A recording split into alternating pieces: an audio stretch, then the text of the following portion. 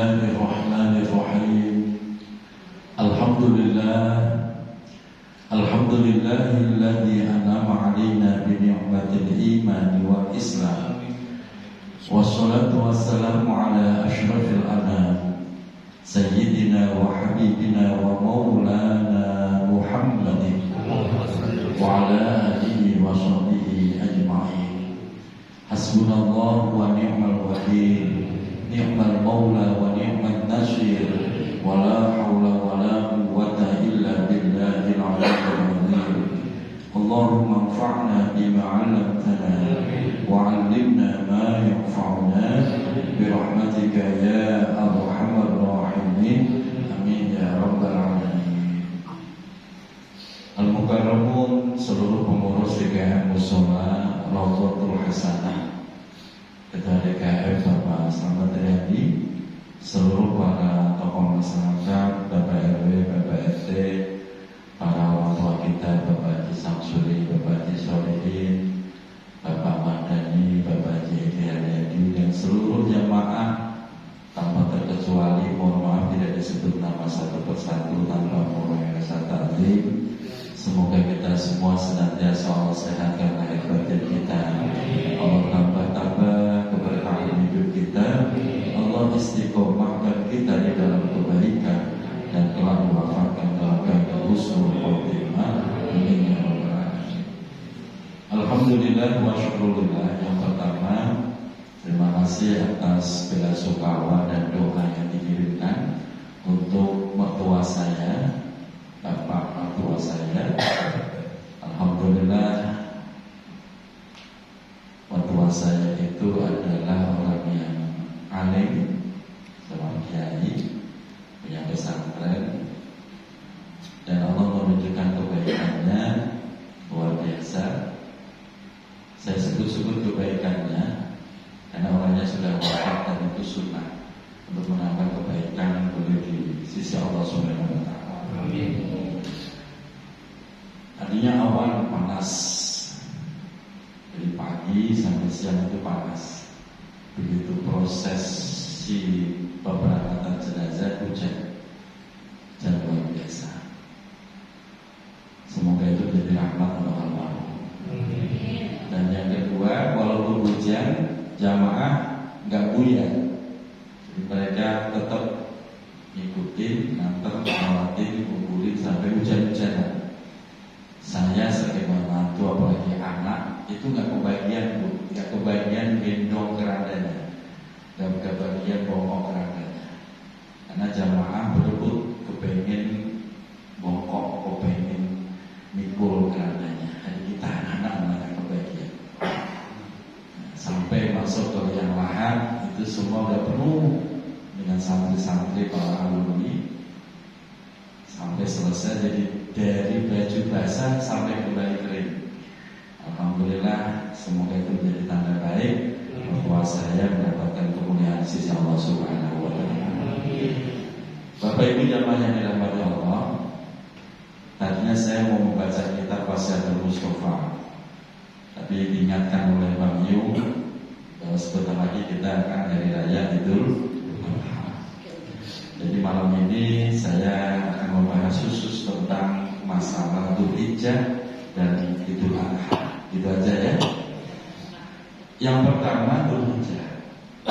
Dzulhijjah ini adalah minha arba'atul hurum, salah satu bulan yang dimuliakan Allah. Dalam satu tahun selain Ramadan ada 4 bulan yang dimuliakan. Yang pertama Dzulqa'dah, Dzulhijjah, Muharram, dan Rajab. Ada 4 bulan. Nah, kita saat ini berada di salah satu bulan yang dimuliakan Allah, yaitu bulan Dzulhijjah. Artinya kita harus paham kemuliaannya seperti apa, dan pastikan diri kita juga bisa mendapatkan kemuliaan bulan Dzulhijjah. Yang pertama, bulan Dzulhijjah menjadi mulia karena disebut bulan haji. Jadi orang haji itu Dzulqa'dah, Dzulhijjah. Itu rangkaian ibadah haji, Dzulqa'dah, Dzulhijjah. Makanya beruntung sekali saudara kita yang diberikan kesempatan bisa menunaikan haji, karena itulah salah satu cara mengambil kemuliaan bulan Dzulhijjah dengan menunaikan haji. Nah, kita belum berkesempatan berangkat tahun ini. Semoga tahun-tahun berikutnya bisa berangkat. Lalu apalagi kalau kita nggak bisa haji, masih ada kesempatan untuk mengambil kemuliaannya, yaitu dengan memperbanyak puasa sunnah. Memperbanyak puasa sunnah dari tanggal 1 sampai puncaknya tanggal 8 dan 9 Dzulhijjah. Nah, besok nih, ini kita sudah masuk malam ke-8. Besok hari Rabu itu kita masuk tanggal 8, yaitu puasa Tarwiyah. Ini disunahkan. Ada yang sudah berpuasa dari tanggal 1? Alhamdulillah. Kalau ibu-ibu mah jangan ditanya. Bapak-bapaknya ini bermasalah selalu. Kalau puasa sunnah itu ada alasannya. Puasa sunnah, besok kita sudah masuk puasa Tarwiyah. Salah satu keterangan bahwa keutamaan puasa Tarwiyah itu kafaratu sanatin, menghapus dosa 1 tahun lamanya. Ini riwayat Imam Muslim. Jadi kalau bapak merasa punya dosa, besok kesempatan minta ampun sama Allah dengan berpuasa. Punya dosa nggak Pak? Ya. Kalau merasa nggak punya ya nggak usah puasa. Tapi kalau merasa punya, ada kesempatan nih. Puasa sunnah Tarwiyah. Niatnya seperti ini. Bismillahirrahmanirrahim. Bismillahirrahmanirrahim. Nawaitu shauma ghadin an adai sunnatat tarwiyah lillahi ta'ala. Aku niat puasa esok hari untuk menegani, yaitu puasa Tarwiyah lillahi ta'ala. Sudah niatnya? Nanti besok puasa Pak. Sudah niat tuh. Sudah niat kan Pak Haji? Iya, puasa Tarwiyah. Sudah niat bareng-bareng, nggak puasa tetap ditandain malaikat. Dan itu puasa Tarwiyah. Puasa sunnah, memang hukumnya sunnah, tapi sunnah di sini menjadi sunnah muakkadah. Dan puasa sunnah Tarwiyah Arafah itu justru diperuntukkan untuk mereka yang tidak menunaikan haji. Tidak menunaikan haji. Kalau orang haji malah nggak boleh puasa Tarwiyah Arafah. Makanya kalau saat ini kita haji nggak bisa, kita ambil kemuliaan dengan berpuasa. Dan ini spesial untuk yang tidak haji. Kalau seandainya puasa masih nggak sanggup, nanti ada kemuliaan berikutnya. Jadi kita lihat dulu, lalu kita puasa Tarwiyah. Hari Kamis kita puasa Arafah. Puasa Arafah niatnya Bismillahirrahmanirrahim. Bismillahirrahmanirrahim. Nawaitu shauma ghadin an adai sunnatal Arafah lillahi ta'ala. Saya niat puasa esok hari, yaitu puasa sunnah Arafah lillahi ta'ala. Apa keutamaannya? Kafaratu sanataini, menghapus dosa 2 tahun namanya. Jadi kalau bapak ibu puasa 2 hari berturut-turut, Rabu dan Kamis, maka insya Allah kalau kita ikhlas semata-mata mencari ridhonya Allah, maka 3 tahun dosa kita diampuni oleh Allah. Ingat, dosa yang dimaksud adalah dosa-dosa yang sifatnya hablum minallah, bukan hablum minas. Ini kalau bapak ibu merasa punya dosa, kalau enggak ya sudah, terserah itu. Ini dikasih kesempatan.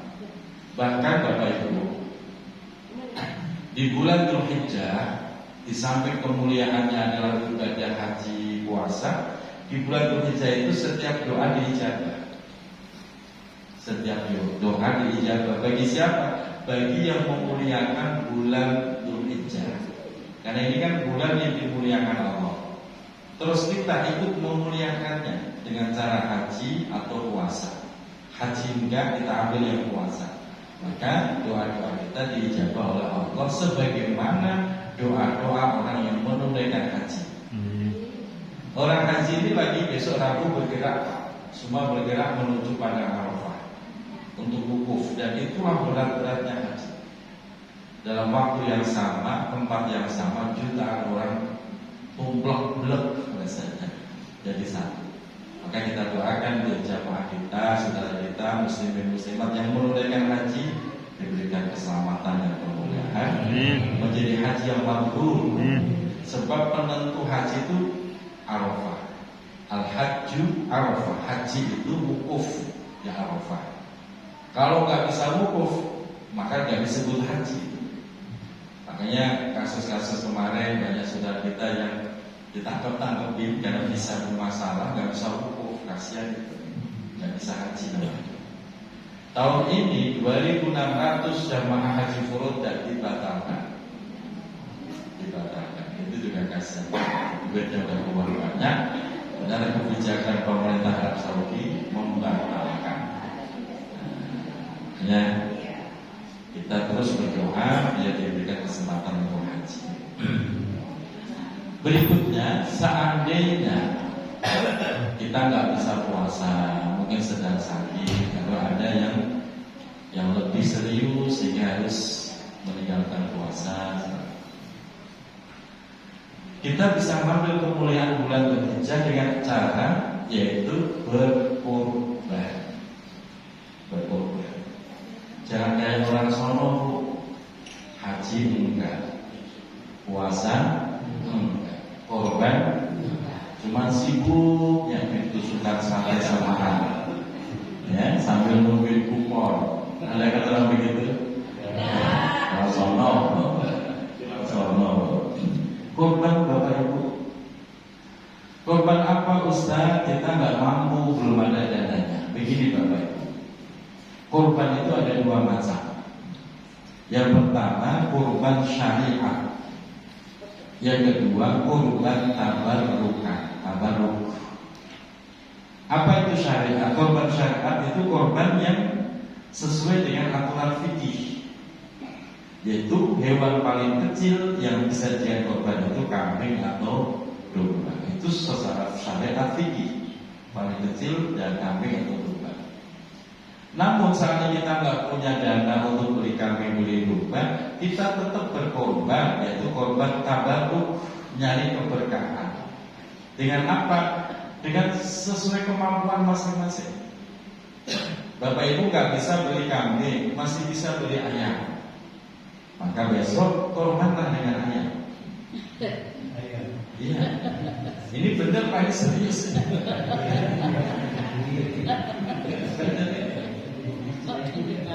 Korban dengan ayam. Dipotongnya sama, motongnya setelah sholat Id. Bapak potong di rumah, nggak usah jalan ke masjid, nggak usah. Ini kan tambah. Jalan ke masjid, pulang ke masjid nggak paham kalau kita lain. Potong habis sholatnya, ibu potong tuh ayam. Barang sekandang atau dua kandang. Ya semampunya lah, semampunya 2 ekor ya 2 ekor potong. Tetap berdoa, ya Allah, tahun ini saya baru bisa korban ayam. Terimalah korban kami dan mampukan di tahun berikutnya. Jadi Bapak potong itu ayam, Bapak bagi ke tetangga.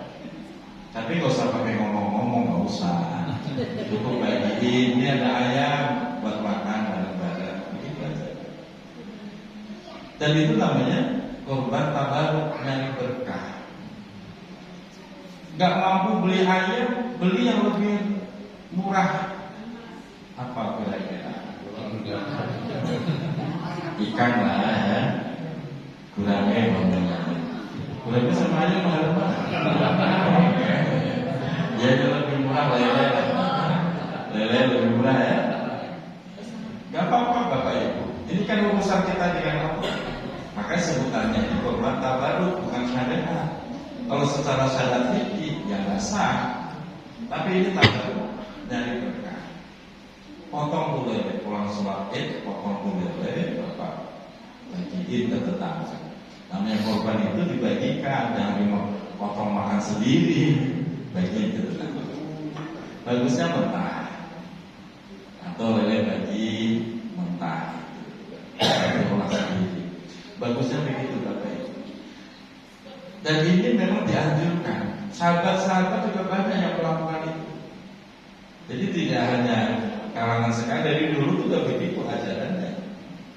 Mungkin karena para asatid kurang mensosialisasikan, jadi dikiranya kalau udah nggak bisa beli kambing berarti nggak ngapa-ngapain gitu kan, cuma sibuk nyiapin tusuk sate. Yang ingin ditanamkan Rasulullah itu spirit berkorban. Jangan merasa karena nggak bisa beli kambing, nggak bisa beli domba terus nggak berkorban, itu salah.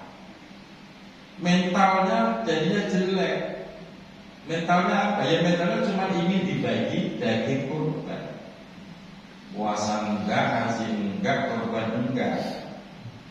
Dari pagi dia udah ngasih bolong mau ngapain. Kali-kali diundang panitia. Jadi mentalnya ini jadinya mental dibagi, mental yang meminta. Jangan, bukan begitu Islam itu. Tetap berkorban sesuai kemampuan. Jadi disebut korban tabarruk. Kok sampai lele juga kebeli, ya udah semampunya lah. Tahu tempe juga boleh. Karena yang Allah lihat adalah sebuah pengorbanan. Korban itu secara bahasa adalah sebuah proses mendekatkan diri kepada Allah dengan mengeluarkan sebaiknya rezekinya. Itulah korban. Nah bayangkan kalau orang itu gak mampu beli kambing, beli domba. Kalau gak paham masalah itu, akhirnya kan dia gak ngapa-ngapain. Cuman berharap kapan ini musuhul hasanah bagi kupon dari anak aja karena kuponnya mau gak ada. Jadi ngarep terus. Mental seperti itu ya sampai tua memang mati ya. Jadi mental tentang meminta. Makanya silakan berkorban sesuai kemampuannya. Kalau tahun ini baru bisa korban ikan gak apa-apa. Sambil berdoa semoga tahun depan Allah mampukan korban yang lebih baik. Amin. Itu namanya korban tabarruk. Yang kedua, panitia harus paham yang namanya hewan korban itu ada dua macam. Hewan korban ada dua macam, yaitu hewan korban sunnah dan hewan korban wajib. Ini harus diketahui oleh panitia. Kenapa? Karena ada tradisi orang sini, kalau ada orang berkorban kambing, biasanya kan dibagi paha tuh, ya kan? Nah ini konsekuensi hukumnya beda. Kalau dia itu korban sunnah, maka dia disunahkan ikut makan dagingnya. Tapi kalau dia korban wajib, justru nggak boleh makan daging hewan yang dikorbankan. Sehingga panitia harus mendata, ibu ikut korban sunnah atau wajib? Apa sih wajib? Wajib itu begini saja contoh. Satu, nazar itu wajib namanya. Kalau anakku ketemu jodohnya tahun depan saya korban, itu berarti nazar. Satu wajib. Nah orang seperti itu tidak boleh makan daging hewan yang dikorbankan. Maka panitia harus tahu kalau ingin bagi, jangan bagi dari daging itu. Dari daging yang lain. Nah, ini sudah didata belum Pak? Tahu semua? Apa? Sunnah apa wajib? Sudah ditanya belum? Ditanya. Gitu. Jangan dikira-kira sendiri Pak, juga boleh. Itu nada. Termasuk wajib. Bahasa begini termasuk wajib. Umpamanya kayak untuk kambing, terus ditanya orang, kambing buat apa tuh buat korban. Walaupun bercanda, itu sudah jatuh wajib. Sudah jatuh wajib. Itu kambing mau nggak mau harus buat korban, dan itu korban wajib. Sehingga Pak RW tidak boleh makan daging hewan tersebut. Itu kalimat begitu dan menentukan hukum. Makanya diperhatikan. Saya ini korban nazar, janji, atau bukan. Pokoknya kalimatnya begini. kalau urusan saya udah beres semua, saya janji mau korban. Itu korban karena janji, dan itu wajib.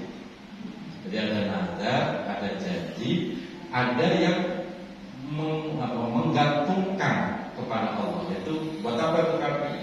Buat korban. Itu berarti urusannya dengan Allah udah nggak boleh dijual lagi kecuali hanya untuk korban. Itu caranya Pak. Nah ini masalah dua macam hewan korban. Ada yang sunnah, ada yang wajib. Bagi yang sunnah, disunahkan itu makan. Bagian apa yang perlu disunahkan? Satu, daging. Kedua, hati. Hati hewan itu. Jadi kalau mau bagi, kalau di sini kan tradisinya cuma paha satu ya. Tradisinya ya nggak apa-apa sih. Kalau mau nyari sunnahnya, daging dan hatinya. Hati pun nggak harus semuanya. Irisin aja buat salad gitu Pak. Mendapatkan keutamaan daripada barokah daging hewan korban. Dan orang yang berkorban hanya boleh minta atau mendapatkan jatah sepertiga, maksimal sepertiga. Gak boleh lebih Pak. Jadi umpamanya kok orang korban kami dibagi paha satu, itu udah benar, udah pas. Udah benar, itu kan tidak melebihi dari sepertiga. Tapi kalau ada orang korban, kalau dia minta pesen nanti 4 paha buat saya semua ya. Umpamanya kalau begitu, bilangin bang, potong dewek, potong dewek, gak usah titipin di sini. Nah, lihat kayak begitu kan, nggak itu melebihi dari sepertiga. Nah, gitu. Jadi semua itu ada aturannya. Kadang-kadang mohon maaf nih, ada saja itu pengorban itu cerewet. Pesen ini saya nanti minta ini, minta itu, minta ini, gitu ya. Jangan. Kalau sudah niat korban, dititipkan ke panitia, biarin kebijakan panitia. Jadi jangan terlalu banyak ikut campur. Itu terkesan yang korban tidak ikhlas. Yang berikutnya, yang perlu diketahui di panitia dan semua yang berkorban, tidak semua, bahwa hewan korban itu ada beberapa larangan. Satu, tidak boleh diperjualbelikan. Mau dagingnya, mau kulitnya, semuanya itu tidak boleh diperjualbelikan. Yang kedua, tidak boleh dijadikan sebagai ujroh. Ujroh itu upah. Ini kepalanya buat upah yang menyembelih. Nah itu nggak boleh. Kenapa? Bahasa seperti itu seakan-akan ada sebuah transaksi bisnis upah. Itu nggak boleh. Maka bahasanya kalau mau bagi jangan upah, tapi hadiah. Kalau hadiah boleh Pak. Ini kepalanya hadiah bukan yang motong. Nah itu boleh. Bukannya sama aja, beda Pak. Fikihnya dihukumi kalimatnya. Akad ini dihukumi itu karena redaksi kalimatnya. Prakteknya sama antara hadiah dengan upah, tapi kalimat akadnya ini menentukan hukum yang berbeda. Maka kalau mau bagi jangan begitu. Ini upah buat panitia, nggak bisa, nggak boleh. Kan kadang-kadang panitia dibagi lebih ya. Orang-orang satu bungkus, panitia 9 bungkus. Panitia sono nggak tahu kalau sini berapa. Boleh, yang penting akadnya. Jangan ini upah buat panitia, jangan, malah nggak sah. Ini hadiah buat panitia yang sudah repot. Hadiah itu RW. Semuanya tidak hanya kulit yang dijual. Kemarin saya dengar ceramahnya Ustaz Abdul Somad. Kulit itu boleh dijual, asalkan uangnya itu disedekahkan untuk fakir miskin. Tidak ngajak ke rumah dong kita. Begini, saya sudah tahu pasti akan menyebutkan. Dalam mazhab Syafi'i, kita kan mazhab Syafi'i Pak ya. Itu memang tidak boleh dijual. Jadi barang atau hewan dari hewan korban itu tidak boleh diperjualbelikan sebelum tamlik. Sebelum tamlik. Tamlik itu apa? Tamlik itu adalah akad kepemilikan. Caranya kalau pengen jual, saya kasih tahu cara menurut fikih Pak. Jadi maafkan seringkali orang ada yang mau ngurusin kulit ya, nggak mau repot bahasanya. Pengen dituangkan. Caranya biasa. Bang Yus, ketua panitia siapa? Ya, Bang Yus ketua panitia. Disepakati bahwa semua kulit hewan kurban kita serahkan kepada PRW.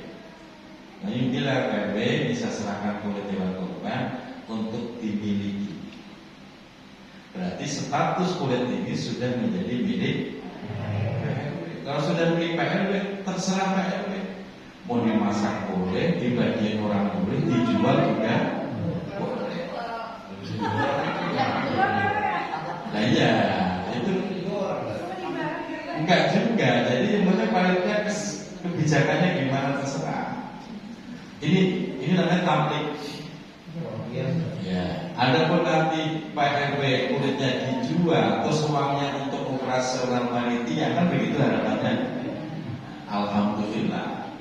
Tapi kalau seandainya Pak RW kok malah dijual, duitnya dimiliki sendiri, ya sah-sah juga. Cuma ya tandain besok jangan dibayar. Gitu. Karena akadnya nggak boleh vulgar, nggak boleh gini Bang Yung. Pak RW, ini kulit saya serahin ya. Kalau jual duitnya buat operasional, nggak bisa kata begitu. Nah iya, makanya akadnya cukup begitu saja. Makanya yang dikasih duit orang yang paham maksud panitia walaupun nggak diucapkan. Paham kan Pak RW? Maksud panitia paham kan? Nah udah. Biasanya mengatakan itu menyolong-nyolong.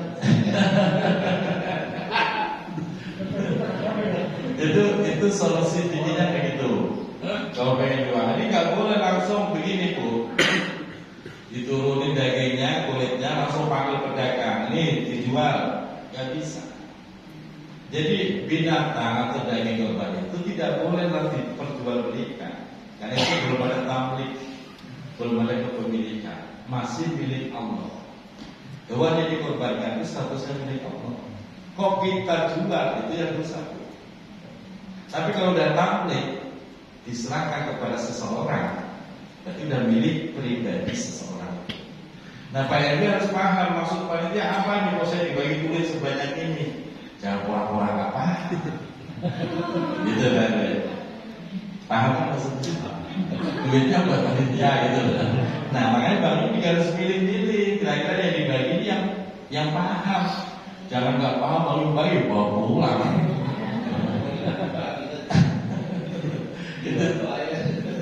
Itu solusinya, gitu Pak. Nggak bedanya kalau jamaah minta kaki atau alat, kan? Nah itu kalau sahnya yang perlu gimana? Misalkan panitia itu diminta panitia dan jamaah itu. Iya, yang makanya saya lanjutin dulu. Yang ini masalah dipaham ya, bahwa tidak boleh diperjualbelikan. Kalau pengen dijual harus ada tamlik dulu. Ini bisa dipahami. Yang kedua tadi tidak boleh jadikan upah, bahasa itu penting. Terus yang ketiga tidak boleh dicolong, tidak boleh colong. Jangan mentang-mentang panitia terus ngambil seenaknya sendiri, mentang-mentang bantuin, panggil anaknya ibu bawa pulang, panggil anak bawa pulang. Itu nyolong apa bukan? Karena yang punya otoritas izin itu adalah panitia, bukan pengkorban. Pengkorban itu sudah menyerahkan panitia. Jadi panitia itu adalah perwakilan dari mudhohi, orang yang berkorban. Jadi apapun Bapak pengen apa harus izin panitia. Panitia ada 5, ya coba 5-5-nya diminta izin. Kalau dianggap cukup ketuanya saja, ya monggo silakan. Tapi harus izin panitia. Ya, tidak boleh semua orang asal ngambil semua sendiri. Dia bubar nanti malah. Namanya nyolong. Ada nggak panitia yang nyolong? Di Solo banyak, nggak tahu di sini. Saya nggak pernah nyaksi di sini. Sampai kepala sapi aja hilang. Di Al-Hidayah itu. Betul Pak Sakit? duit itu pakai itu bisa benar. Kira-kira yang ngambil siapa? Ya pasti mereka. Masa orang nggak ikut campur atau ngambil. Artinya begini Pak, inilah penting pemahaman ilmu. Jadi Bapak kalau pengen izin biar halal. Wah ini cuma terpedo dulu 1 biji doang, tetap izin. Kali ibu ngidam pengen makan terpedo kambing gitu kan. Jangan asal potong sendiri. Jangan. Tetap izin, Bang Yu, saya pengen ngidam pengen makan terpedo gitu. Ya. Kalau banyak izinin, selaku panitia ya. Lalu juga perlu izin lagi kepada mudhohi si korban nggak perlu, karena sudah diambil alih dari wakil. Jadi nggak boleh dicolong. Termasuk tadi Pak Syakir pertanyaannya ya, seperti itu harus izin. Saya nggak nyolong, ngambil kayak izin namanya nyolong Bu. Jangan gara-gara begituan satu malah merusak badan kita. Kalau merasa dibagi sedikit ya paling banyak ke pasar beli sendiri. Gitu. Jadi jangan. Yang ketiga, keempat, tidak boleh dijadikan alat barter. Gak boleh. Mau panitia nih, ya udah nih daging tukar beras, gak bisa. Barter itu bagian dari transaksi bisnis. Jadi gak boleh, intinya tidak boleh dibisniskan. Begitu.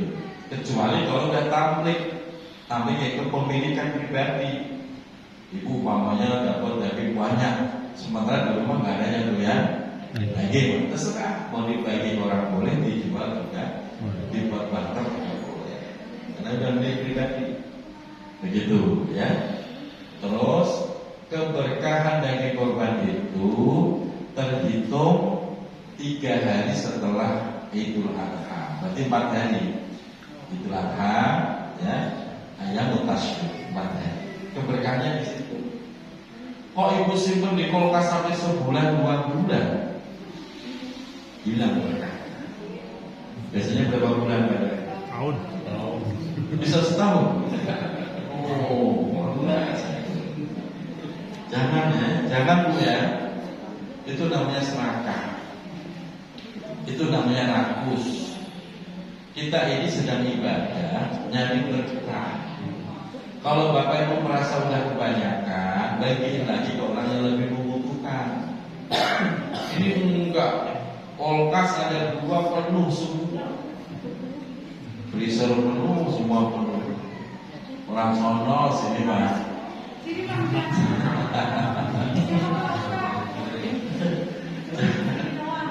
Jadi kalau mau nyari berkah begitu. Dosa mah enggak. Ibu simpen sampai berbulan-bulan, dosa mah enggak. Cuma berkahnya. Jadi ibu makan daging itu udah gak ada berkah-berkahnya, dapetnya kenyang gitu doang. Nah berkah itu kan beda. Berkah itu membuat badan sehat, ibadah meningkat, itu berkah. Itu bedanya. Makanya hal seperti itu sering terjadi. Padahal kalau kita mau jalan-jalan, banyak saudara kita itu yang sedikit bagian korban sedikit. Gak usah jauh-jauh Pak, ke Bogor, ke Tenjo, Gunung Jengkol, itu daerah masih jauh. Korban itu 1 RT cuma 1 ekor kambing gitu Pak. Jadi kalau mau ya berbagi ke Solo. Sini kadang-kadang melimpah, main banyak-banyak kan. Padahal masih banyak saudara kita yang kekurangan. Selanjutnya, ketika kita menyembelih, nah ini yang hati-hati Pak. Ini panitia, para pemotong khususnya harus paham ilmunya. Pertama, kambing atau hewan korban dibahagiakan dulu. Dibahagiakan, malam takbir itu dibahagiakan. Caranya apa? Kasih makan yang enak-enak. Kalau teori medis beda Pak, malah jangan dikasih makan. semalaman dipuasakan, bahasa begitu. Kalau dalam diri enggak, dibahagiakan, kasih makan yang enak-enak menurut kambing dan menurut kita. Kalau menurut kita kan beda, Pak. Menurut kambing apa nih yang enak cocoknya? Panitia tanggung jawab tuh. Ya, itu sunnah. Yang kedua, pas penyembelihan itu kambing dimiringkan ke kiri. Biasanya miring kemana lagi? Enggak. Iya, kiblat. Ke kiri atau ke kanan? Nah, coba diingat-ingat. Yang biasa terjadi, yang sudah terjadi ke kiri atau ke kanan? Nah, ini makanya bisa luruskan. Banyak orang nggak peduli hal seperti itu. Yang penting kiblat. Kiblat itu miring ke kanan ya kiblat, miring ke kiri juga kiblat. Nah, kesunahannya itu miring ke kiri. Kalau miring ke kiri berarti kepala kambing posisi di mana? Di belakang apa di kidul? Di kidul, Pak. Kalau miring kanan kepalanya di kanan, di belakang. Nah, selama ini ya diperhatikan. Ya, sebenarnya pada kiblat kan begitu. Padahal aturannya pada kiblat direbahin miring ke kiri, bukan ke kanan. Nah, kalau ke kiri berarti kepala kambing posisi di kidul, gitu Pak. Ya pokoknya kambing itu kan di kidul aja, terserah badannya. Itu otomatis gak sakit. Kan umpamanya memilih ke kanan bisa kiblat kan? Ya kan bisa kiblat. Miring ke kiri juga bisa kiblat. Tapi yang disunah itu miring ke kiri. Gitu. Kalau di kiri berarti kepala di mana? Gitu. Nanti madep kiblat. Gitu Pak. Karena orang begini Pak. Kenapa perlu saya luruskan? Kiblat itu ya kepalanya di blok. Kayak orang mati, orang jenazah mati di blok begitu ya. Beda lah, ini kan bukan orang. Ini binatang korban, ada aturan lainnya. Tetap disunahkan pada kiblat. Dan kesunahan itu adalah merebahkan bagian kiri. Direbahkan, nanti kepala di hidul, bukan di blok. Begitu Pak. Terus jangan lakukan tindakan apapun sebelum atau sesudah. Kalau belum mati, jangan lakukan tindakan apapun. Zaman dulu Pak suka disayat dulu, ya jangan, itu dosa, namanya menyakiti binatang korban. Termasuk setelah disembelih, jangan lakukan tindakan apapun sampai benar-benar mati. Ini kadang masih kelojotan gitu, udah langsung dipenggal kepalanya, ya kan? Dulu nggak tahu kalau sekarang. Di masjid sana gimana Pak? Saya nggak boleh itu Pak. Resikonya besar. Ini hewan habis disembelih masih kelojotan. Kadang-kadang orang tuh wanita nggak sabaran, langsung ambil kampak dipenggal kepalanya. Ini resikonya besar dalam sudut pandang ilmu fikih. Kenapa? Takutnya hewan ini mati bukan karena sembelihan, tapi karena penggalan kita. Nah kalau dia mati karena penggalan kita, statusnya bangkai itu. Status hewan tadi jadinya bangkai. Terus gimana? Biarkan dia kelojotan sampai benar-benar mati, ya baru serahkan dieksekusi. Di samping itu secara kesehatan, semakin bagus gerakan hewan korban, semakin bagus dia memompa keluar darahnya. Jika habis disembelih itu jangan dipegangin terus Pak, lepas biar dia kelojotan, biar darah itu banyak yang keluar. Itu malah kualitas dagingnya bagus. Nah, itu dipahami dalam fikih. Jadi jangan termasuk masih kelojotan, kakinya kadang udah langsung disayat tuh, dipatahin, ya kan? Nggak boleh itu Pak. Nggak boleh, itu resikonya besar. Nah, yang biasa begitu nanti panitia Bang Yung diingetin, pakai pengeras suara, dikasih pemberitahuan dulu, biar nanti ada Semenjak kita kasih pemahaman, sekarang Ramadan udah tertib. Dulu begitu, nggak sabaran, memang yang mau bantuin orang banyak bener. Udah siap bawa golok, begitu udah langsung sejuk, udah tarik langsung eksekusi. Gak begitu dalam fikih. Biarkan dia mati, biarkan dia menikmati sakaratul mautnya. Gitu. Terus yang berikutnya, yang perlu dipahami lagi, kadang-kadang ada hewan sudah disembelih berdiri sendiri, berdiri lagi, ya kan? Gimana nih, dibiarkan dia mati sendiri atau disembelih ulang? Tergantung Pak.